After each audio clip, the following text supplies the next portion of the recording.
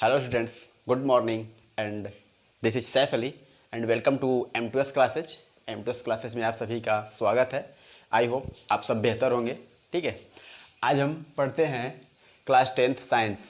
ठीक है, class 10th के साइंस में बायो पढ़ेंगे हम लोग और बायो का ये चैप्टर फर्स्ट होगा। ठीक है, और ये चैप्टर फर्स्ट का लेक्चर फर्स्ट। ठीक है, हमारा चैप्टर फर्स्ट है, उस चैप्टर फर्स्ट से ये लेक्चर फर्स्ट है। ठीक है, लेक्चर फर्स्ट को हम पढ़ेंगे आज। ठीक है, तो चैप्टर फर्स्ट जो हमारा लेक्चर फर्स्ट जो है वो हमारा है जैव प्रक्रम। जैव प्रक्रम, ठीक है, जो हमारा पहला लेसन है वो जैव प्रक्रम है। तो अब इस जैव प्रक्रम जानते हैं, जैव प्रक्रम है क्या।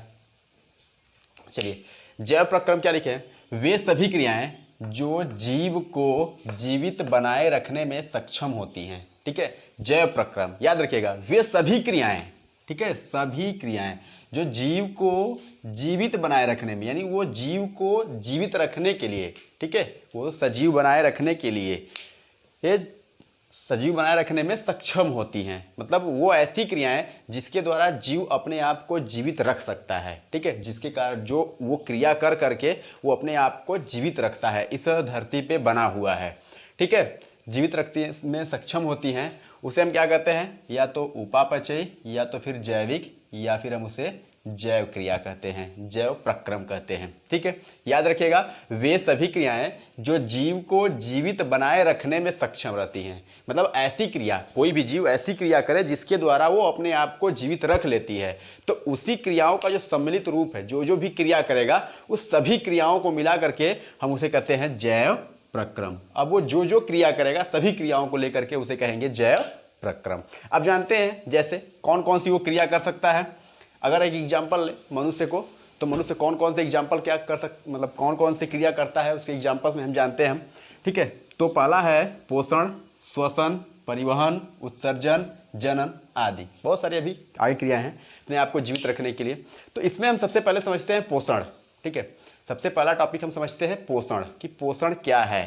ठीक है, पोषण क्या है, मतलब पोषण, श्वसन, परिवहन, उत्सर्जन आदि, ये हम आपको पहले एक बार सम्मिलित रूप बता लेते हैं कि ये जैव प्रक्रम हमारे क्यों आवश्यक है, कैसे आवश्यक है, फिर इसके बाद हम डीपली पढ़ेंगे इसके अंदर। ठीक है, तो पहला है पोषण। अब देखिए, अगर मानव लेते हैं, ठीक है, मानव को लेते हैं, मानव की एग्जाम्पल लेते हैं, तो मानव में क्या है, सबसे पहले मानव अपने आप को जीवित रखने के लिए क्या करेगा भाई, पोषण करेगा। ठीक है, पोषण करेगा, सबसे पहले अपने आप को जीवित रखने के लिए पोषण करेगा। अब इस पोषण में क्या करेगा, वो चीज़ों को खाएगा। ठीक है, जो भी चीज़ें हैं उन चीज़ों को ग्रहण करेगा, जो भी खाने योग्य चीज़ें हैं उन सबको ग्रहण करेगा। जो भी शाकाहारी या मांसाहारी जो भी जीव हैं वो चीज़ों को खाएंगे, ग्रहण करेंगे। ठीक है, अब ग्रहण करने के बाद पेट में जाता है, पेट में स्टोर होता है। ठीक है, पेट में पाचन नहीं होता, ये याद रखिएगा, पेट में पाचन नहीं होता। मुख्य रूप से जो पाचन होता है वो हमारी छोटी आंत में होता है। तो पेट में तो अवशोषित रहेगा, कुछ देर तक इकट्ठा रहेगा। अब अवशोषण के बाद वहाँ से वो जाएगा छोटी आंत में, तो छोटी आंत में उसका पाचन होता है, और पाचन होने के बाद उसके अंदर से पोषक पदार्थ बाहर निकलते हैं। ठीक है, पोषक पदार्थों को हम ग्रहण कर लेते हैं, और जो हमारे पोषक पदार्थ होते हैं वो होते हैं कार्बोहाइड्रेट हो गया, वसा हो गई, विटामिन हो गया, प्रोटीन हो गया, खनिज, लवण और जल हो गए। ये 5 पोषक तत्व मिलते हैं धरती पे। आप कुछ भी खा लीजिए, बस 5 तरह के यही पोषक तत्व मिलेंगे। ठीक है, और इससे ज़्यादा कोई बाहरी नहीं है। तो पोषक तत्व हमने ग्रहण, पोषण से हमने पोषक तत्व को ले लिया। अब पोषक तत्व को तो हमने ले लिया, अब पोषक तत्व जो होते हैं वो मानिए एक ग्लूकोज के रूप में, ये हमारी कोशिका हो गई, इस कोशिका में ग्लूकोज के रूप में बन गए। ठीक है, अब इस कोशिका के अंदर ग्लूकोज के रूप में आ गए। ठीक है, तो अब ये जो ग्लूकोज कोशिकाओं तक पहुँचेंगे, ये तो बने थे हमारे छोटी आंत में, पोषक तत्व हमारे छोटी आंत में बने थे। अब उस छोटी आंत से जो भी पोषक तत्व है वो कहाँ तक आएंगे, कोशिकाओं तक आएंगे। तो कोशिकाओं तक आएंगे किनके माध्यम से, कैसे आएंगे, वो आएंगे परिवहन के द्वारा। कैसे आएंगे, परिवहन के द्वारा। ठीक है, एक स्थान से दूसरे स्थान तक उनको ले जाया जाएगा, तो वहाँ आ गए। अब यहाँ से क्या होगा, दूसरी प्रक्रिया जो हमारी होगी श्वसन की होगी, अगली प्रक्रिया श्वसन की। तो श्वसन में क्या होता है कि हम बाहरी वायुमंडल से ऑक्सीजन को ग्रहण कर लेते हैं, और उसी ऑक्सीजन को कोशिका तक पहुँचा करके जो ग्लूकोज होता है उसका ऑक्सीकरण करते हैं। ठीक है, अब यहाँ पर जो भी मतलब पोषण के द्वारा जो भी ग्लूकोज, जो भी पोषण के द्वारा ग्लूकोज मिला वो कोशिका में पहुंच गया। दूसरा है श्वसन, तो श्वसन के जरिए जो भी हमें ऑक्सीजन मिलेगा O2, जो भी ऑक्सीजन मिलेगा वो भी परिवहन के द्वारा, ठीक है। देखिए हम लोग श्वसन जब करेंगे तो श्वसन के जरिए क्या होगा, वो जो भी हमारे ऑक्सीजन होंगे, ठीक है, वो हमारे फेफड़ों में होंगे, फिर फेफड़ों से परिवहन करके, रक्त की सहायता से परिवहन करके वहाँ से हमारी कोशिकाओं तक, सभी कोशिकाओं तक रक्त को पहुँचाया जाता है। अब वहाँ सभी कोशिकाओं को रक्त के द्वारा जब ऑक्सीजन पहुँच जाएगा तो ये ग्लूकोज और ऑक्सीजन आपस में मिल करके ऑक्सीकरण करते हैं। यहाँ पर ग्लूकोज का ऑक्सीकरण होगा और ऑक्सीकरण के बाद यहाँ पर ऊर्जा निकलेगी, ठीक है। ऑक्सीकरण के बाद यहाँ पे ऊर्जा निकलेगी और साथ साथ कुछ अवशेष चीज़ें होती हैं, जो होती है कार्बन डाइऑक्साइड, ठीक है। कार्बन डाइऑक्साइड निकलते हैं, जल निकलता है, तो जल हमारे लिए आवश्यक है, जल को हम ले लेते हैं। तो ये ऊर्जा जो निकली, इस ऊर्जा जो मुक्त हुई है, इस ऊर्जा से हम अपनी दिनचर्या के कामों को करेंगे। जो भी हमें काम करना है, जो भी एनर्जी लगानी है, जहाँ भी ऊर्जा लगाना है, उस ऊर्जा का योग कर लेंगे उपयोग। अब जो हमारा कार्बन डाइऑक्साइड बचा, तो ये कार्बन डाइऑक्साइड हमारे शरीर के लिए हानिकारक है, क्योंकि कार्बनिक चीज़ हमारे शरीर के लिए हानिकारक है। तो ये कार्बन डाइऑक्साइड जो है, ये कार्बन डाइऑक्साइड परिवहन के द्वारा, ठीक है, कोशिकाओं से फेफड़ों में जाएगा और फेफड़ों से हम उसे बाहर त्याग देंगे। तो ये भी हुआ, ठीक है, परिवहन के द्वारा ये भी जाएगा, ठीक है। तो परिवहन के द्वारा जब फेफड़ों तक तो वहाँ पहुँचा देंगे, लेकिन जब बाहर त्यागते हैं तो उस क्रिया को हम कहते हैं उत्सर्जन, ठीक है। जब हम उसे बाहर, यानी फेफड़े से जब हम उसे बाहर त्यागेंगे तो उसे हम कहेंगे उत्सर्जन, ठीक है। उत्सर्जित करना, बाहर त्याग देना, उत्सर्जन करेंगे। तो पोषण हो गया, श्वसन हो गया, परिवहन हो गया, उत्सर्जन हो गया। ये चारों क्रियाएं क्या थी, एक साथ मिलकर के। अगर इनमें से कोई एक क्रिया अगर हम नहीं करेंगे तो कोई भी मनुष्य जीवित नहीं रहेगा। अगर वो पोषण करना बंद कर दे तो भोज्य पदार्थ ग्रहण ही नहीं करेगा, पोषक पदार्थ मिलेंगे ही नहीं, तो श्वसन, परिवहन, उत्सर्जन करने से कोई फायदा ही नहीं होगा। अगर हम श्वसन करना बंद कर दें तो चीज़ें तो खा लिए, ग्लूकोज तो बना लिए, लेकिन ऑक्सीजन कहाँ से लाएंगे, तभी व्यक्ति मर जाएगा।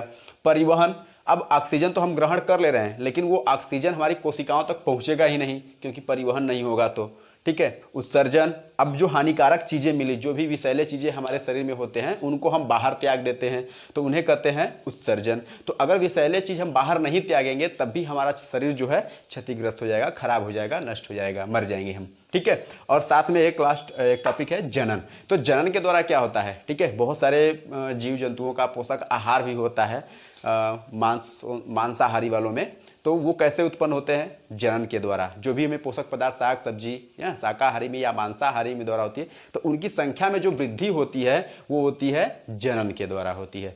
तो ये सारी क्रियाएं, देखिए हमने पढ़ा ना, वे सभी क्रियाएं, ठीक है, ये सभी क्रियाएं जो जीव को जीवित बनाए रखने में सक्षम है। अगर इनमें से कोई भी एक क्रिया अगर जीव नहीं करेगा तो वो जीवित नहीं रह पाएगा। तो ये सारी क्रियाएं, ठीक है, ये सारी क्रियाएं जीव को जीवित बनाने में सक्षम रहती हैं। तो ये जो सम्मिलित रूप है, इन क्रियाओं का जो एक सम्मिलित रूप है, इसी को हम कहेंगे जैव प्रक्रम, ठीक है। जैव प्रक्रम समझ में आ गया। अब इस जैव प्रक्रम में हम पहली हेडिंग पढ़ेंगे पोषण, ठीक है, पहला टॉपिक पढ़ेंगे पोषण। अब इस पोषण को हम अच्छे से डीपली पढ़ेंगे कि पोषण है क्या, ठीक है, पोषण क्या है, कैसे होता है, क्या है, इस सारे चीज़ों को हम पोषण के बारे में पढ़ेंगे, ठीक है। पहली टॉपिक हमारी होगी पोषण। अगली टॉपिक पोषण, ठीक है, हमारा ये पहला टॉपिक है, जैव प्रक्रम का पहला टॉपिक है पोषण, न्यूट्रिशन, ठीक है। अब जानते हैं न्यूट्रिशन, पोषण है क्या, ठीक है, इस चीज़ को समझते हैं। देखिए क्या है, जो आहार द्वारा जीव के शरीर के लिए आवश्यक पोषक तत्वों, ठीक है, जो आहार द्वारा जीव के शरीर के लिए आवश्यक पोषक तत्वों की मात्रा को पूर्ण करता है, ठीक है, आहार पोषण कहलाता है या पोषण कहते हैं। पोषण क्या है भाई, जीव के शरीर के, ठीक है, किसी भी जीव के शरीर के लिए, ठीक है, कोई भी जीव हुआ तो उस जीव के शरीर के लिए, यानी उसको अपने आप को विकसित करने के लिए, वृद्धि करने के लिए, विभाजन करने के लिए, इन सारी चीज़ों के लिए, ठीक है, उस जीव के शरीर के लिए पोषक तत्व प्रदान करे, ठीक है, जिससे वो पोषक तत्व दे, जिससे वो मतलब जिस आहार के द्वारा वो पोषक तत्वों को ग्रहण करते हैं, ठीक है, उन्हें हम कहते हैं पोषण, ठीक है। तो क्या है, जो आहार द्वारा जीव के शरीर के लिए आवश्यक पोषक तत्व उपलब्ध कराए, याद रखिएगा, यानी किसी जीव के शरीर के लिए पोषक तत्व दे, ठीक है। अब उन्हें हम कहेंगे पोषण। अब पोषक तत्व जानते हैं, पोषक तत्व क्या है, ठीक है, पोषक तत्व जो है हमारे, पोषक तत्व जो हैं वो 6 हैं, ठीक है, उन्हें हम 5 लिखते हैं। पोषक तत्व जो हमारे हैं वो 5। ठीक है, पहले नंबर पे आता है कार्बोहाइड्रेट,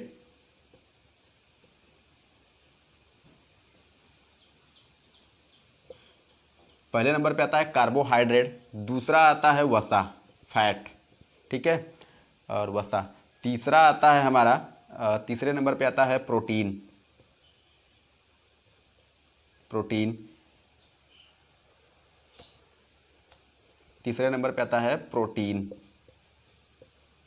और चौथे नंबर पे आता है हमारा विटामिन, चौथे नंबर पे विटामिन। पांचवें नंबर पे आता है हमारा खनिज। ठीक है, खनिज और जल। ठीक है, खनिज और जल आते हैं। ठीक है, तो ये हमारे 5 पोषक तत्व आते हैं। ठीक है, अब इन चीज़ को जानते हैं कि पांचों पोषक तत्व हैं क्या। ठीक है, सबसे पहले नंबर पे आता है हमारा कार्बोहाइड्रेट। ठीक है, दूसरा है वसा, तीसरा है प्रोटीन, चौथा है विटामिन, और पांचवा जो है हमारा खनिज, लवण और जल, जो खनिज आते हैं और जल आते हैं एक साथ। ठीक है, ये 5 पोषक तत्व हैं। तो अब इन तत्वों में, ठीक है, इन तत्वों में क्या करते हैं कि जैसे कार्बोहाइड्रेट हुआ, ठीक है, कार्बोहाइड्रेट हुआ, वसा हुआ, और ये प्रोटीन। ठीक है, प्रोटीन, विटामिन और जल, तो इनको हम कुछ भागों में बांटा गया है। ठीक है, इनमें जो 3 हैं पहले, यानी कार्बोहाइड्रेट, वसा और प्रोटीन। ठीक है, कार्बोहाइड्रेट, वसा और प्रोटीन, और ये बचे विटामिन और खनिज। जल को नहीं लेते, जल तो क्या है, पर्याप्त है। ठीक है, जल को नहीं, तो खनिज को। ठीक है, इन्हें हम, ऊपर वाले को हम कहते हैं दीर्घ पोषक। ठीक है, ऊपर वाले को हम कहते हैं दीर्घ पोषक, दीर्घ पोषक पदार्थ कहते हैं। ठीक है, और नीचे वाले को हम इनको कहते हैं लघु पोषक पदार्थ। ठीक है, नीचे वाले को हम लघु पोषक पदार्थ कहते हैं।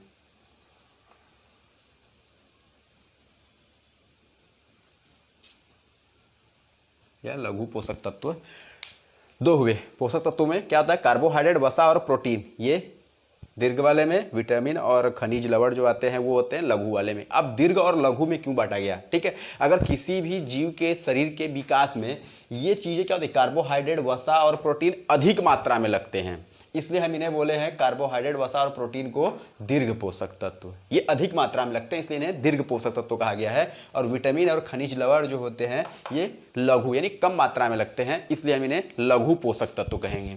ठीक है, अब कार्बोहाइड्रेट, वसा, प्रोटीन ये क्या होते हैं? ठीक है, इन्हीं के द्वारा हमारे शरीर का निर्माण होता है। ठीक है, शरीर का निर्माण होता है, हम अपने टूट फूट की मरम्मत करते हैं। ठीक है, और विकास करते हैं, विभाजन करते हैं, यानी जो सब भी हमारे शरीर के अंदर क्रिया होती है अपने आप को जीवित रखने के लिए, चलने के लिए, फिरने के लिए, उठना बैठना, जो भी क्रियाकलाप करते हैं तो इन्हीं क्रियाओं के द्वारा होती है। ठीक है, कार्बोहाइड्रेट, वसा, प्रोटीन, विटामिन और खनिज इन्हीं चीज़ों के द्वारा होती है। अब हम इनका विभाजन देखते हैं कि ये कैसे, मतलब कौन कौन से बटे हैं, कौन कौन से वर्गों में किससे क्या होता है। पोषक पदार्थों के समूह। ठीक है, आगे हम पढ़ते हैं पोषक पदार्थों के समूह। तो पोषक पदार्थ के जो समूह होते हैं उनको 4 समूहों में बांटा गया है। ठीक है, पोषक पदार्थों को 4 समूहों में बांटा गया है। होते 5 हैं, 6। ठीक है, 6 होते हैं, 5 मानते हैं उनको। खनिज, लवण और जल को एक ही में कर लेते हैं। ठीक है, अब उनको हम 4 समूहों में बांटते हैं। पहला जो समूह हमारा है ऊर्जा उत्पादन। ठीक है, पहला समूह जो है ऊर्जा उत्पादन। अब इसमें यह मतलब हुआ कि ऐसे हमारे पोषक तत्व जो हमारे शरीर के लिए ऊर्जा का उत्पादन करते हैं। ठीक है, तो इसमें पहले नंबर पे आता है कार्बोहाइड्रेट, पहले नंबर पे कार्बोहाइड्रेट, और दूसरा होता है वसा। ठीक है, कार्बोहाइड्रेट और वसा। दूसरा है शरीर निर्माण। ठीक है, शरीर के निर्माण में, टूट फूट की मरम्मत करने में, कोशिकाओं का विभाजन करने में, इन सारे चीज़ों में जो शरीर का निर्माण होता है, यानी हमारी शरीर जो वृद्धि विकास करती है। ठीक है, तो उनमें आता है प्रोटीन। प्रोटीन आते हैं सबसे अधिक मात्रा में। ठीक है, तो जो भी हमारे शरीर के टूट फूट मरम्मत या विकास के लिए सबसे अधिक मात्रा में प्रोटीन चाहता है। ठीक है, और उसके साथ साथ जल। ठीक है, प्रोटीन और जल हो गए। ठीक है, और तीसरा है उपापचयी नियंत्रण। ठीक है, पहला दूसरा था शरीर निर्माण, तीसरा है उपापचयी नियंत्रण। उपापचयी नियंत्रण में आते हैं विटामिन्स। ठीक है, विटामिन आते हैं, और इसके साथ साथ जल आते हैं। और उपापचयी नियंत्रण के लिए देखिए विटामिन हो गए, जल हो गए, और खनिज भी आते हैं इसमें, ठीक है, और इसके लिए खनिज, ठीक है, विटामिन, जल और खनिज आते हैं। और आनुवांशिक पदार्थ, ठीक है, आनुवांशिक पदार्थ जो होते हैं इनमें आते हैं न्यूक्लिक अम्ल, ठीक है, हाँ न्यूक्लिक अम्ल, जो न्यूक्लिक अम्ल देखिए आरएनए और डीएनए होते हैं ना, वही होते हैं न्यूक्लिक अम्ल वाले, ठीक है।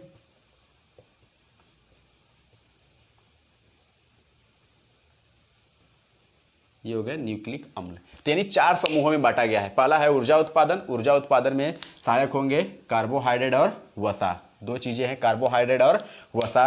दूसरा है प्रोटीन, शरीर निर्माण, शरीर निर्माण में हमारे प्रोटीन और जल आते हैं। शरीर निर्माण यानी देखिए ऊर्जा उत्पन्न, हमारे शरीर को जो ऊर्जा प्रदान करें तो कार्बोहाइड्रेट और वसा होते हैं।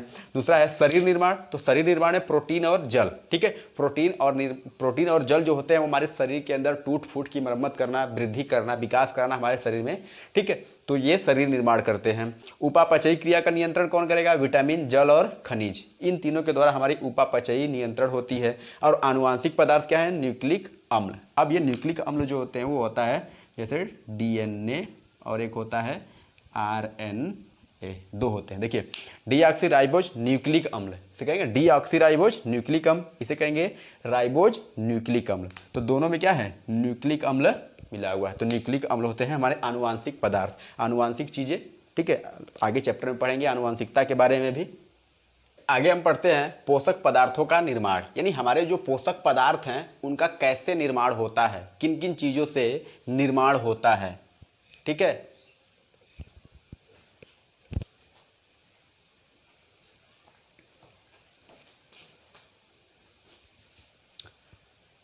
चलिए हम एक एक करके पोषक पदार्थों को पढ़ते हैं। जो भी हमारे पोषक पदार्थ हैं उनके बारे में थोड़ी सामान्य जानकारी प्राप्त कर लेते हैं, पढ़ते हैं। तो पहले नंबर पे हमारा था कार्बोहाइड्रेट, ठीक है, पहले नंबर पे हमारा था कार्बोहाइड्रेट। तो कार्बोहाइड्रेट क्या होता है भाई, इस चीज़ को हम जानते हैं, थोड़ी सामान्य जानकारी प्राप्त कर लेते हैं। कार्बोहाइड्रेट क्या है? इनका निर्माण CHO से होता है, जानते हैं, CH और O। C क्या है? कार्बन, और H क्या है? हाइड्रोजन, हाइड्रोजन, और O क्या है? ऑक्सीजन, ठीक है। तो कार्बन, हाइड्रोजन और ऑक्सीजन, जो भी कार्बोहाइड्रेट हमारा है, जो भी हमारे शरीर में कार्बोहाइड्रेट बनेगा, उस कार्बोहाइड्रेट का निर्माण जो है वो कार्बन, हाइड्रोजन और ऑक्सीजन की सहायता से होगा। कार्बन से होगा, हाइड्रोजन से होगा और ऑक्सीजन से होगा, ठीक है। और इनका सूत्र क्या है? इनका सामान्य सूत्र होता है CH2O, CH2O, और ब्रैकेट के बाहर लगा देते हैं नीचे N, ठीक है। अभी इसको हम जानते हैं, ठीक है, इसको बता रहे हैं। इसका उपयोग ऊर्जा उत्पादन के लिए होता है, ठीक है। अब इसका उपयोग यानी जो हमारे शरीर में कार्बोहाइड्रेट होता है, उस कार्बोहाइड्रेट का हमारा जो शरीर है किस लिए प्रयोग करता है, क्यों प्रयोग करता है, कहाँ प्रयोग करता है? तो कहाँ प्रयोग करता है भाई? ऊर्जा उत्पादन के लिए। हमारा शरीर जो है उस कार्बोहाइड्रेट से ऊर्जा उत्पन्न करता है और उस ऊर्जा के द्वारा हम अपने काम को करते हैं। जो भी क्रियाकलाप हमारे होते हैं, दिनचर्या के जो भी क्रियाविधि है उसको हम कर लेते हैं, ठीक है। अब जानते हैं इसके सूत्र को, CH2O, ठीक है, ब्रैकेट के बाहर है N, ठीक है। जैसे मान लीजिए कार्बोहाइड्रेट हमें ग्लूकोज बनाना है, ठीक है, तो ग्लूकोज क्या है? मोनोसैकेराइड्स है, ठीक है। वो आपको डीपली पढ़ने के लिए आगे चलेंगे, अगले वीडियो में फिर कभी पढ़ाएंगे, अगले क्लास में। तो यहाँ CH2O, अब N, ठीक है। अब इसको जानते हैं, अगर हमें इसे ग्लूकोज बनाना है तो चलिए N के लिए हम 6 वैल्यू पुट कर देंगे। तो ये हो गया 6C, यहाँ कुछ नहीं है, 1 मानेंगे, 1 का 6 से गुणा कर देंगे, ठीक है। तो यहाँ जो देखिए पहले बना लेते हैं CH2O, ठीक है, और इस N की जगह 6 रख देंगे, इस 6 से इसमें गुणा कर देंगे, ये हो गया 6। फिर H2 है तो 6, यहाँ 2 है, 2 H के पास, तो इसका गुणा कर देंगे, H कितना हो गया अब? 12, और O के पास कुछ नहीं है तो 6, C6H12O6, ठीक है। एक से फार्मूला बना। इसी तरह से N के वैल्यू को हम अलग अलग पुट करते चलेंगे और जो भी बनते जाएंगे सब क्या होंगे? कार्बोहाइड्रेट होंगे, ठीक है। ये कार्बोहाइड्रेट का सामान्य सूत्र हो गया। अब अगला टॉपिक है, दूसरा जो है वो है वसा, ठीक है, दूसरा है वसा, ठीक है। कार्बोहाइड्रेट का जो मुख्य काम है वो ऊर्जा उत्पादन करना, ऊर्जा को बनाना, ठीक है, ऊर्जा निर्माण करने के लिए होता है। दूसरा टॉपिक हमारा वसा, वसा यानी फैट, ठीक है। फैट क्या होता है भाई? फैट भी जो होता है ये यही चीज है, ठीक है। इनका भी निर्माण CH2O, सॉरी, इनका भी निर्माण कार्बन, हाइड्रोजन और ऑक्सीजन से होता है, ठीक है।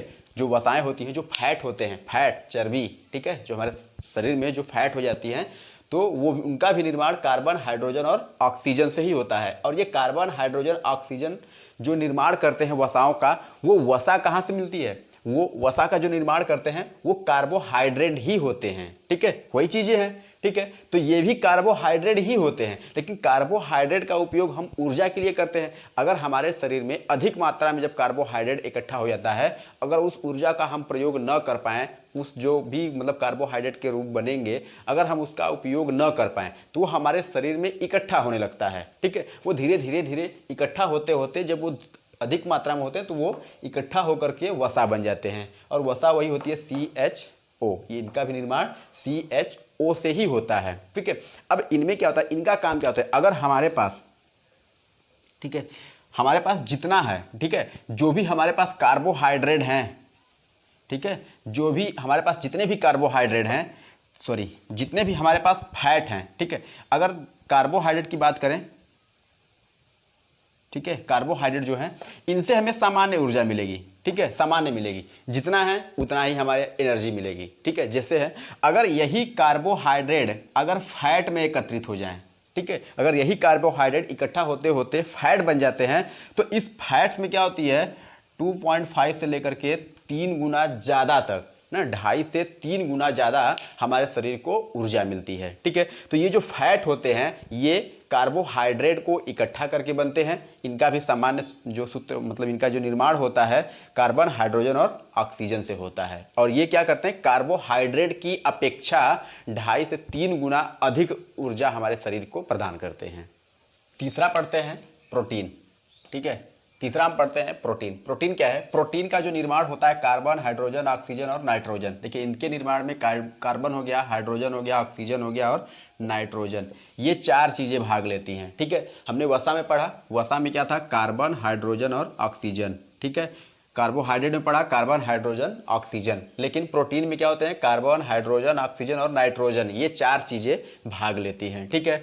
और प्रोटीन शब्द की खोज, ठीक है, प्रोटीन शब्द का सबसे पहले प्रयोग बर्जीलियस ने किया था, याद रखिएगा। प्रोटीन शब्द का सबसे पहले प्रयोग जो थे वो वैज्ञानिक बर्जीलियस ने किए थे, बर्जीलियस और मुल्डर, ठीक है। 2 वैज्ञानिकों का नाम आता है, बर्जीलियस एवं मुल्डर, ठीक है। बर्जीलियस और मुल्डर ने पहले प्रोटीन शब्द का खोज किया था, बताया था, उस शब्द को प्रयोग में लाया था, ठीक है। और प्रोटीन्स क्या होते हैं भाई, protein carbon, hydrogen, oxygen, nitrogen से बने होते हैं, और ये हमारे शरीर में टूट फूट की मरम्मत करते हैं। जो भी हमारे शरीर में समस्या होती है, टूट फूट यानी किसी भी चोट लगने में, उसकी भरपाई करने में, हड्डियों के विकास में, बाकी सारी चीज़ों, हमारे शरीर के ग्रोथ में, विकास में प्रोटीन्स भाग लेते हैं। और कुछ ऐसे, बहुत सारे ऐसे कुछ प्रोटीन्स होते हैं, कुछ ऐसे प्रोटीन होते हैं जो कि हमें प्रतिरक्षी तंत्र में काम करते हैं। प्रोटीन्स हमारे रक्त को थक्का जमने में काम करते हैं, फाइब्रोजन होता है, ठीक है। और फाइब्रोजन एक होता है, दूसरा होता है थैम्बिन, ठीक है। फाइब्रोजन, थैम्बिन, कुछ ऐसे प्रोटीन्स हैं जो कि हमारे रक्त को थक्का जमाते हैं, ठीक है। और कुछ प्रोटीन्स, ठीक है, प्रोटीन्स हमारे शरीर के ग्रोथ में सहायक होते हैं। तो प्रोटीन्स हमारे लिए बहुत ज़्यादा उपयोगी है, ठीक है। याद रखिएगा, प्रोटीन्स का जो निर्माण होता है कार्बन, हाइड्रोजन, ऑक्सीजन और नाइट्रोजन से होता है। इन प्रोटीन शब्द का सबसे पहले प्रयोग बर्जीलियस एवं मुल्डर ने किया था। और प्रोटीन हमारे शरीर में प्रतिरक्षा का काम करता है, रक्त को थक्का जमने में सहायक होता है, हमारे शरीर में टूट फूट की मरम्मत करता है, अंगों की गति कराने में सहायक होता है। यानी प्रोटीन्स हमारे लिए बहुत ही ज़्यादा आवश्यक है। चौथा हम पढ़ेंगे विटामिन्स, ठीक है। विटामिन्स क्या है, जैविक क्रियाओं का नियंत्रण एवं नियमन करते हैं। विटामिन्स हम किसे कहेंगे, जो हमारे शरीर की जैविक क्रियाओं का नियंत्रण और नियमन करें, ठीक है। ये बहुत ज़्यादा स्पेशल कुछ नहीं करते, ये हमारे जैविक क्रिया, हमारे शरीर में जो भी जैविक क्रिया हो रही है उनका नियंत्रण करते हैं, ठीक है। उन पर कंट्रोल अपना रखते हैं और नियमन करते हैं और सुचारू रूप से उसको चलाते हैं, ठीक है। और विटामिन्स जो होते हैं ना, वो हमारे शरीर में ऊर्जा का निर्माण नहीं करते, ये ऊर्जा नहीं बनाते, लेकिन ये ऊर्जा बनाने के लिए प्रेरित करते हैं, ठीक है। ऊर्जा बनाने के लिए प्रेरित करते हैं, ऊर्जा बनाने के लिए बढ़ावा देते हैं, ठीक है। इसलिए इन्हें वृद्धि हार्मोन्स भी कहते हैं, ठीक है, वृद्धि तत्व भी कहते हैं, ठीक है। तो ये ऊर्जा तो नहीं बनाते, लेकिन ऊर्जा के लिए बढ़ावा देते हैं, इसलिए विटामिन्स को वृद्धि तत्व कहते हैं। ठीक है, अब इनकी मात्रा जो होती है, अगर इनकी मात्रा हमारे शरीर में ठीक ठाक है तो हम सुचारू रूप से काम करेंगे, सही से चलेंगे, सब कुछ सही रहेगा। लेकिन अगर हमारे शरीर में विटामिन की कमी हो जाए तो हमें अपूर्णता रोग हो जाती है। कौन सी रोग? अपूर्णता। ठीक है, हमें अपूर्णता रोग हो जाती है। ठीक है, अपूर्णता रोग क्या होती है? जब विटामिन की कमी होती है, जैसे बेरी बेरी आता है, स्कर्वी आता है। ठीक है, बहुत सारे रोग हैं, विटामिन की कमी से होने वाले रोग, बहुत सारे रोग हैं। ठीक है, अब जानते हैं विटामिन शब्द का प्रयोग किसने किया था, विटामिन की खोज किसने की थी? सबसे पहले विटामिन के बारे में किसने बताया था? तो विटामिन के बारे में सबसे पहले बताए थे फंक। ठीक है, और वो भी 1912। ठीक है, फंक ने बताया था 1912 में। ठीक है, इनके साथ एक और सहयोगी थे, हैकिंस करके, शायद हैपकिंस करके थे। तो ऑलरेडी आप फंक को याद करिए। ठीक है, विटामिन की खोज फंक ने किया था। ठीक है, और इनके साथ एक सहयोगी थे हैकिंस। ठीक है, और इन दोनों लोग ने, फंक और हैकिंस ने मिल करके, ठीक है, एक विटामिन के लिए चार्ट बनाया। हाँ, विटामिन को पहले वर्गीकृत किया, बताया कि विटामिन में क्या क्या चीज़ें आती हैं, कैसे कैसे हैं। ठीक है, विटामिन को हम किन किन आधारों पर बांट सकते हैं। तो इन्होंने 2 आधार बताए, इनके कार्य के आधार पर 2 बताया। ठीक है, 2 बताए थे। एक जो था वो जल में घुलनशील। ठीक है, एक जो था जल में घुलनशील और दूसरा था वसा में घुलनशील। ठीक है, अब जल और वसा यानी जितने भी हमारे विटामिन थे, A B C D E के। ठीक है, ये जो विटामिन थे, इन विटामिन को बताया कि वो कौन कौन से कैसे कैसे हैं, कौन जो जल में घुल जाएंगे और कौन है जो वसा में घुलेंगे। तो जल में घुलनशील है बी और सी, और बाकी जो बचे ए डी ई और के। ठीक है, ये 4 ए डी ई के, ये जो 4 हैं ये वसा में घुलनशील हैं। ठीक है, और विटामिन जान गए, विटामिन का महत्व क्या है, ये हमारे लिए क्या करता है भाई? अगर इसकी कमी हो जाए तो ये हमारे शरीर में अपूर्णता रोग करता है, ये हमारे नियंत्रण और हमारे जैविक क्रियाओं का नियंत्रण और नियमन करता है। ठीक है, इसकी खोज किसने की थी? फंक ने 1912 में। ये 2 प्रकार से होते हैं, जल और वसा में घुलनशील। जल में घुलनशील ए और सी, वसा में घुलनशील ए डी ई के। पढ़ते हैं पोषण के आधार पर जीवधारियों का वर्गीकरण। ठीक है, अगला टॉपिक हमारा है कि पोषण के आधार पर हम जीवधारियों का वर्गीकरण कैसे करेंगे। जो भी जीवधारी हैं उनको हम कैसे बांटेंगे, पोषण के आधार पर, उनके भोजन करने के तरीके, तौर तरीके पर हम उनको कैसे वर्गीकृत करेंगे, कैसे बांटेंगे। ठीक है, तो इनको हम 2 भागों में विभाजित किया जाता है। इनका जो वर्गीकरण होता है पोषण के आधार पर 2 भागों में, 2 मुख्य भागों में विभाजित करते हैं। पहला है स्वपोषी। ठीक है, पहला है स्वपोषी। स्वपोषी क्या होते हैं? वे सजीव जो साधारण अकार्बनिक अणुओं से जटिल अकार्बनिक अणुओं का निर्माण कर सकते हैं। ठीक है, जो साधारण चीज़ों से, देखिए साधारण अकार्बनिक, कार्बनिक चीज़ें नहीं, अकार्बनिक चीज़ें जिनमें कार्बन ना हो। ठीक है, अकार्बनिक चीज़ें, साधारण अकार्बनिक से क्या करेंगे? जटिल अकार्बनिक। ठीक है, साधारण से जटिल अकार्बनिक की तरफ अगर, ठीक है, साधारण अणुओं का प्रयोग करके जटिल अकार्बनिक अणुओं को बना देते हैं तो उन्हें हम क्या कहेंगे? स्वपोषी कहेंगे। ठीक है, और वही जटिल कार्बनिक अणुओं को बना करके उनसे अपने आप को पोषित करते हैं, पोषण प्राप्त करते हैं, इसलिए हम उन्हें कहते हैं स्वपोषी। और इसमें एक एग्जाम्पल आता है, ठीक है, सभी हरे पेड़ पौधे, जितने भी सभी हरे पेड़ पौधे हैं सब आते हैं इसमें स्वपोषी में। और कुछ बैक्टीरिया भी होती हैं। ठीक है, कुछ बैक्टीरिया भी होती हैं, कुछ वायरस हैं जिनके पास क्लोरोफिल होता है। ठीक है, जिनके पास खुद का क्लोरोफिल होता है और उसी क्लोरोफिल की सहायता से वो अपने भोजन का निर्माण कर लेते हैं। तो जैसे यहाँ पर दिया ना, सभी हरे पेड़ पौधे, इनके सभी हरे पेड़ पौधे जो हैं इनके भोजन करने का जो तरीका होता है वो प्रकाश संश्लेषण कहलाता है। क्या कहलाता है? प्रकाश संश्लेषण कहलाता है। ठीक है, ये प्रकाश संश्लेषण कहलाते हैं। प्रकाश संश्लेषण की क्रिया विधि के द्वारा ये सभी पेड़ पौधे अपने भोजन को प्राप्त कर लेते हैं। अब यहाँ समझते हैं कि साधारण अकार्बनिक अणु से जटिल अकार्बनिक अणु कैसे बनाते हैं। तो साधारण अकार्बनिक अणु में यहाँ बताया गया है, साधारण अकार्बनिक अणु में क्या हुआ? जल हो गया, ठीक है, क्लोरोफिल हो गया, ठीक है, जल हो गया, क्लोरोफिल हो गया और कार्बन डाइऑक्साइड हो गया, सूर्य का प्रकाश हो गया, इन सारी चीज़ों की सहायता से, ये सरल अकार्बनिक चीज़ें हैं, इन सरल चीज़ों की सहायता से हम जटिल अणुओं का निर्माण कर लेते हैं, जैसे स्टार्च बनाते हैं। और उसी स्टार्च क्या होता है, पेड़ पौधों का भोजन होता है। ठीक है, वो जो बनने की प्रक्रिया है वो प्रकाश संश्लेषण कहलाती है। तो अगला देखते हैं, अगला दूसरा दिया है विषमपोषी।